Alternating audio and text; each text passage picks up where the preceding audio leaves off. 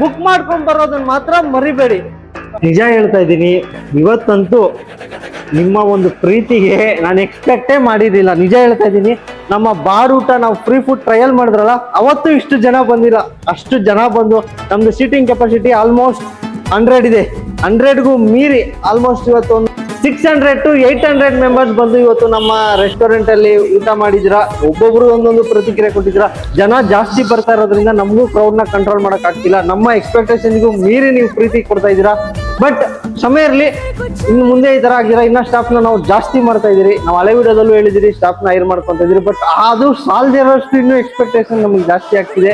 ಇನ್ನ ಸ್ಟಾಫ್ ಜಾಸ್ತಿ ಬೇಕಾಗುತ್ತೆ.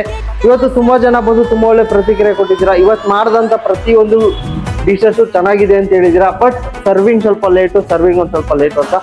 ಸರ್ವಿಂಗಿಗೆ 2 ದಿನದಲ್ಲಿ ನಾವು ಕಂಪ್ಲೀಟ್ ಸ್ಟಾಫ್ ನ ಹೈರ್ ಮಾಡ್ಕೊಂತೀರಿ.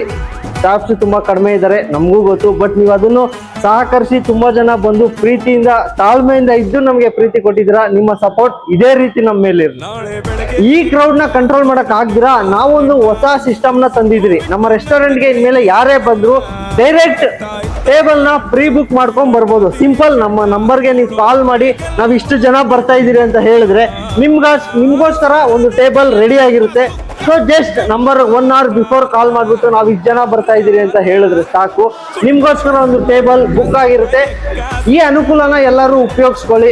ಇವತ್ತು ಯಾರಿಗಾದ್ರೂ ಬೇಜಾರಾಗಿದ್ರೆ, ಲೇಟ್ ಸರ್ವಿಂಗ್ ಅಲ್ಲಿ ಒಂದ್ ಸ್ವಲ್ಪ ಡಿಲೇ ಆಗಿದ್ರೆ ಸಮಯ ಇರ್ಲಿ, ನಾವು ಅದನ್ನ ತಿದ್ಕೊಂತೀರಿ. ಯಾಕಂದ್ರೆ ಸ್ಟಾಫ್ ತುಂಬಾ ಮಾಡ್ಕೊಂತ ಇದೀವಿ. ನಮ್ಮ ಎಕ್ಸ್ಪೆಕ್ಟೇಷನ್ಗೂ ಮೀರಿ ಪ್ರೀತಿ ಕೊಡ್ತಾ ಇದ್ದೀರಾ. ಇದೇ ಪ್ರೀತಿ ನಮ್ಮ ಮೇಲೆ ಯಾವಾಗ್ಲೂ ಇರ್ಲಿ. ನಾಟಿ ಶಾಲ್ ಅಂದ್ರೆ ಬಾಳೆ ಎಲೆ ಮೇಲೆ ಬಾಡೂಟ.